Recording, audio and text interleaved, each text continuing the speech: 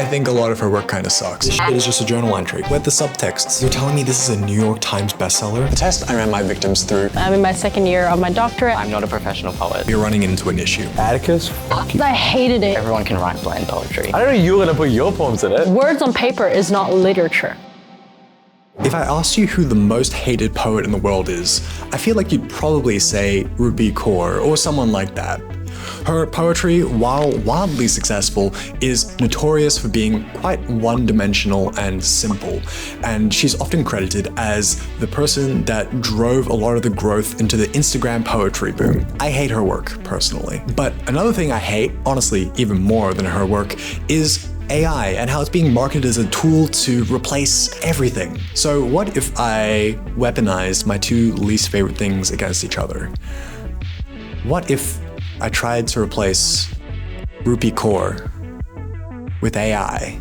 If you've ever tried to read through poetry on social media, be it through Instagram or TikTok or whatever, you're probably familiar with names like Rupi Kaur, Atticus, Gabby Hanna. Oh, people love that. I hate myself. I think that these writers all have a very common correlation with how large language models reply to users. Okay, let's stop for a second. Why do I seem to have a problem with specifically Rupi Kaur? Well, she didn't run over my cat, but her work does encapsulate a lot of the problems I have with contemporary poetry. Number one, this shit is just a journal entry. Now, I'm not against journaling, big fan of it, but you're telling me this is a New York Times bestseller? Dude, this is the same text I send my friends whenever I bump into my ex while I'm doing my groceries. It's nothing novel. Number two, where the subtexts, where the gabagoo. And this one, I'm not gonna blame Rupi Kaur for. This one is because of capitalism. I'm not joking. To make poetry that is commercially successful at a scale that Rupi has, you need to make it accessible.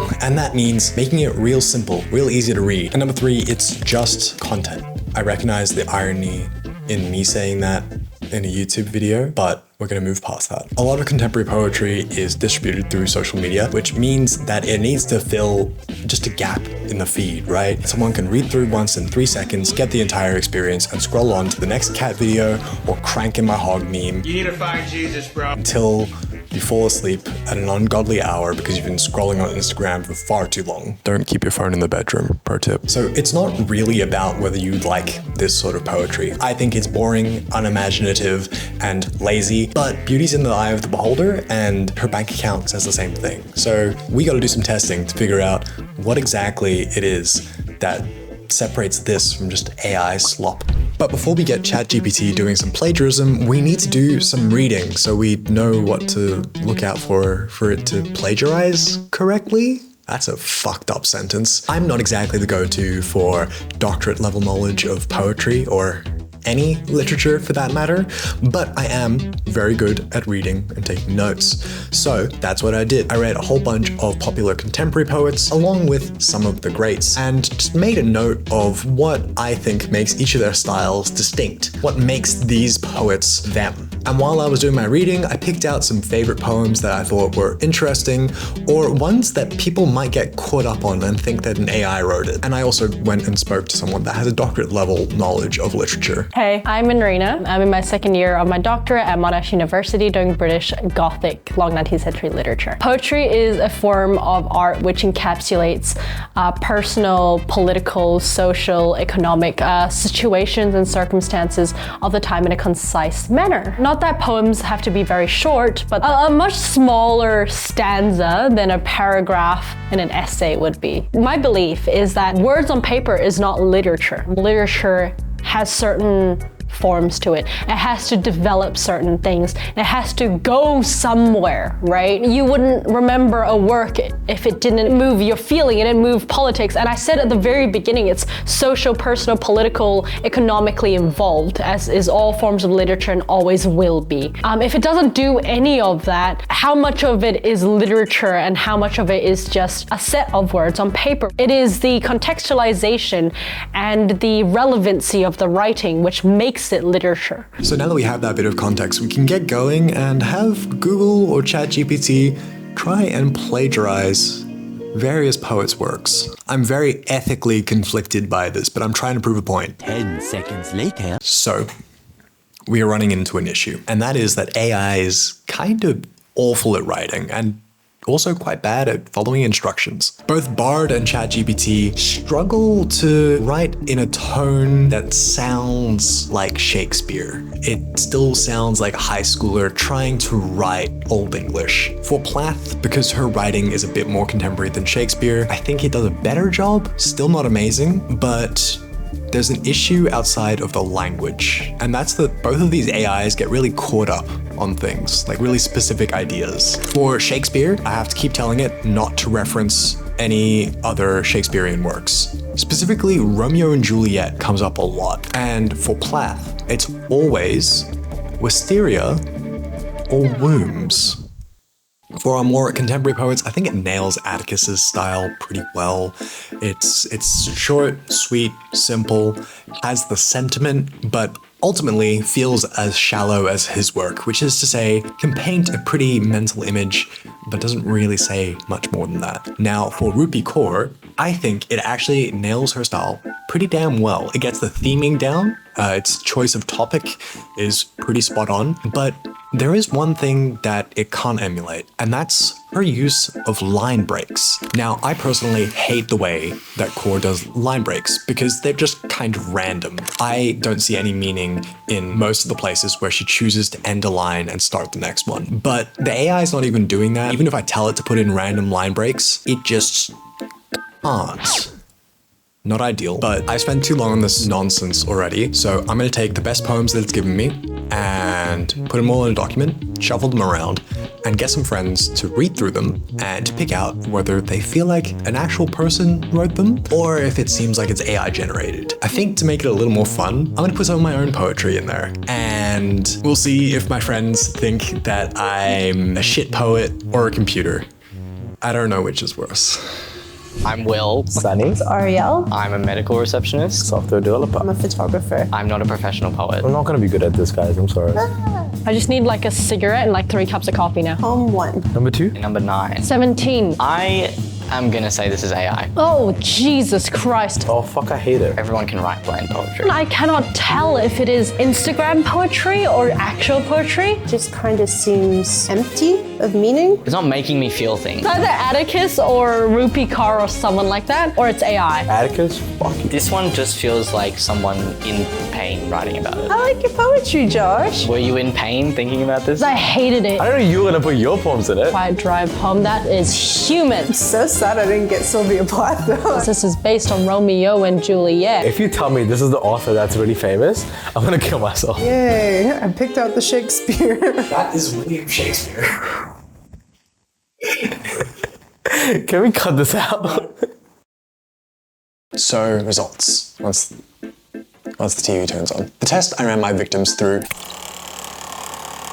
and overall, people did pretty well. And as much as the score does raise my hopes in humanity just a little bit, the interesting part is where we look at people getting it wrong. Unsurprisingly, Shakespeare was a pretty easy pick. Yay, I picked out the Shakespeare. Most of us have been slapped across the face with Hoffa's bibliography over the course of our high school careers, so I figured that would be pretty easy. If you tell me this is the author that's really famous, As I mentioned before, AI is not great at mimicking the old English, so the AI-generated Shakespeare was pretty easy to pick out. Tale of love and woe unfolds to stay 2 houses. This is based on Romeo and Juliet. Plath was also pretty high scoring, with the exception of one specific poem. AI next. Seems like a bunch of silly nonsense. I'm saying AI because I actually don't know what's going on. This is either AI or it's not AI, and I am too dumb to understand it. That was The Times Are Tidy. That was actually the reason that I chose to put the poem in the dataset. I recognized when I was reading it that it's not the simplest read,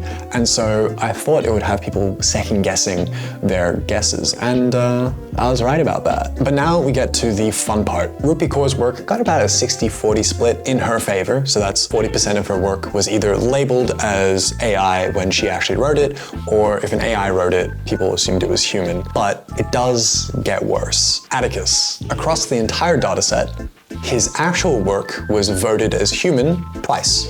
2 times. But then how did Atticus's AI mimicry score? Well, it scored higher than he did. That's very much worse. So let's compare these scores with the grievances that I brought up at the start of the video. Where do we see the overlap? Well, the most common complaint that test subjects gave me about Atticus's work was that It doesn't really evoke emotion. This one doesn't make me feel emotion. sometimes it was the superficiality of his writing, the lack of substantial use of metaphor, There's no metaphor here that is exemplary. and sometimes it was just vibes. Oh my god, this sucks. Anyways, moving on. A lot of this sort of poetry is designed to be one and done. You just scroll past, you read it, and you go on to the next thing. Kinda not surprised here. Now for Kaur's work, it's a little bit different. While I personally find her writing very one-dimensional, flat, juvenile even, that's not the thing that people resonated with. The themes of womanhood, intimacy, self-love that Kaur explores in her work are the things that people resonated with, not particularly how she wrote it. That is where the AI mimicries didn't do very well. People could tell. There's no connection of like human hearts. Poetry for me, I think it's all about expressing emotions and conveying emotions from the artist to the reader. It's just a whole lot of nothing though. But something I noticed, and this happened in my last AI video, every AI generated sample came with an air of doubt. I'm not sure exactly. I'm not sure. And now I doubt myself. People spent a lot more time examining those samples they felt were not quite right, even if they couldn't put their finger on it. Versus when it came to the human samples of actual writers writing something. That is the most obviously human writing I've seen. So even if an AI can technically mimic Rupi Kaur's writing, the AI slop has something less quantifiable about it that makes it stand out. It doesn't have heart. And that's something that's a lot harder to measure. I know at the start of the video, I made it pretty clear, I'm not a fan of her work. I think a lot of her work kind of sucks, honestly. But through this testing, we can see that no machine learning nonsense can replace the heart, the passion in her work. No stupid fucking AI is going to be able to replace that. Not even close. Quick little note before we end off. I wanted to acknowledge that there is a bias, that in the 1600s when Shakespeare was writing, in the 20s and 30s when Plath was writing, there was probably also a ton of crap poetry, but thanks to the passage of time, the good stuff's been filtered out. That's what's stuck around. As much as social media does make it easier to be exposed to a lot of low quality work, be it poetry, writing, video, whatever, in time those things are gonna fade and the greats are gonna stand out in 100 years. Anyway, I also wanted to leave this little snippet from my interview with Will because he shared an Atticus poem that I actually really liked. So enjoy. I hope to arrive to my death late, in love, and a little drunk. Yeah, that one. And I really like that.